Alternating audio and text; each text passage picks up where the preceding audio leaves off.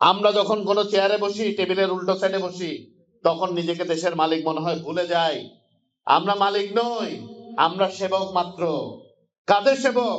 দেশের প্রকৃত মালিক, অর্থাৎ এই দেশের 18 কোটি জনগণের সেবক। 1999 সালে বিএনপি ক্ষমতা নওয়াজ আসিলেন, বিএনপি ক্ষমতা নওয়াজ কিনলে বুঝছি দেন নিজের উদ্যোগে শুধু রাষ্ট্রীয় ক্ষমতার উপরে নির্ভর করি মানুষের যে সেবা গণনার যে প্রবৃত্তি নতুন বাইরে যে নিজ উদ্যোগে ব্যক্তিগত উদ্যোগে মানুষগুলা কিছু করিতে পারে, মানুষের সহায়তা করিতে পারে ইতালে বলি।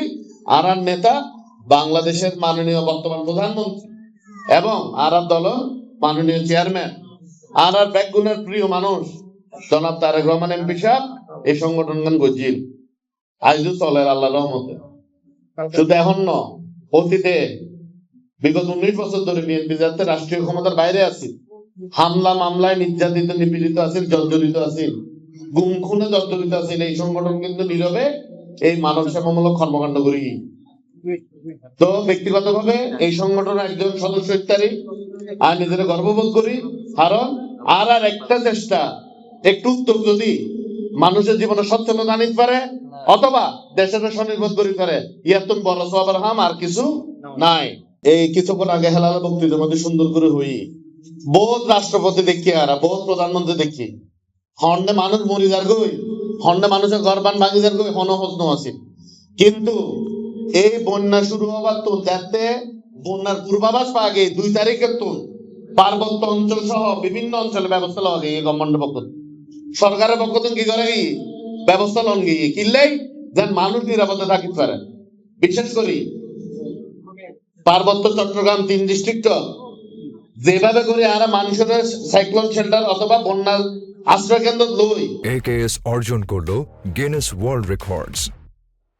AKS ইতারা প্রাণহানি বহুত সময়ে এবার সার বিচক্ষণতা আর নেতা মাননীয় প্রধানমন্ত্রী জনাব তারেক রহমানের বিচক্ষণতা বন্যইবার আগের তো মানুষের কি জেলা প্রশাসন এন্ড ইউনো আছে, ইউনো সাহেব তারা আছে, পুলিশের এসপি সাহেব আছে, সার্কেল এসপি সার্কেল আছে, এই তারা ব্যাগগুলো মিলে অনারুদ্ধ মিলে আর দল নেতাগুলো মিলে গণমানুষ যারা বিপজ্জনক অবস্থানে আছে তারা কি আশ্রয় কেন্দ্র লগিয়ে আমরা যে উদ্দেশ্য নিয়ে এই সামাজিক কর্মকাণ্ডগুলো করছি এটা হচ্ছে বেসরকারি ভাবে যারা, আবারও বলি, সমাজের বিত্তশালী যারা সৌভাগ্যবান তারা যেন দেশের সুবিধা বঞ্চিত মানুষের পাশে দাঁড়ায়, এটাই জিয়া রহমান ফাউন্ডেশনের মূল উদ্দেশ্য।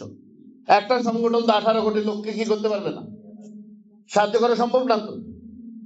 কিন্তু এই উদ্যোগগুলো আমরা দেখাচ্ছি যাতে এটার থেকে অনুপ্রাণিত হয়ে আমাদের মতো আরো 10 জন যদি এলাকায় গিয়ে থাকে তাহলে আর সরকারি সাহায্যের প্রয়োজন আছে নাই।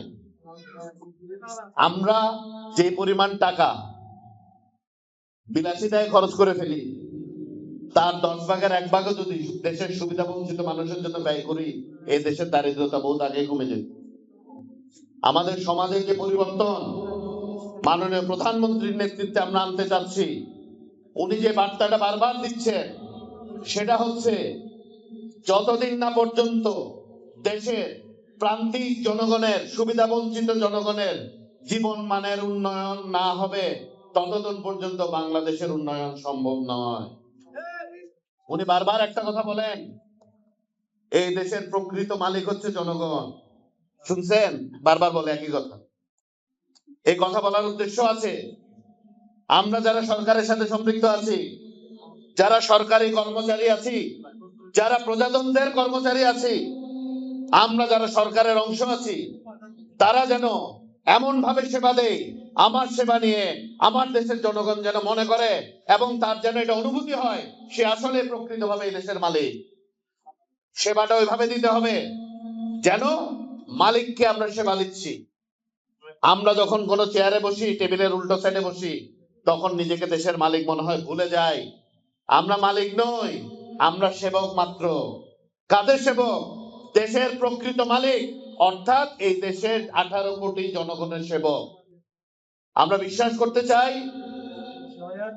গত 17 বছরের যে লুটপাট, যার কিছুটা ধারাবাহিকতা গত সরকারের আমলে পরিলক্ষিত হয়েছে একটি বিশেষ গোষ্ঠী দ্বারা। সেটার থেকে বের হয়ে আজকে আমাদের মাননীয় প্রধানমন্ত্রী জনাব তারেক রহমানের নেতৃত্বে যে নতুন বাংলাদেশ আমরা গড়ার প্রত্যয় ব্যক্ত করেছি, সেখানে সততার কোনো বিকল্প নেই বন্ধুগণ, সেখানে জনসেবার কোনো বিকল্প নেই, সেখানে বৈষম্যের কোনো সুযোগ নেই। আসুন সকলে মিলে আমাদের নেতা বাংলাদেশের মাননীয় প্রধানমন্ত্রী জনাব তারেক রহমানের যে মানুষের, সাধারণ মানুষের, সুবিধা বঞ্চিত মানুষের জীবনমান উন্নয়নের যে যাত্রা, সেই যাত্রায় সহযাত্রী হই এবং নিজের আয়ের কিছু অংশ, নিজের জীবনের কিছু অংশ এবং নিজের প্রচেষ্টার কিছু অংশ দেশের এবং দশের জন্য ব্যয় করি।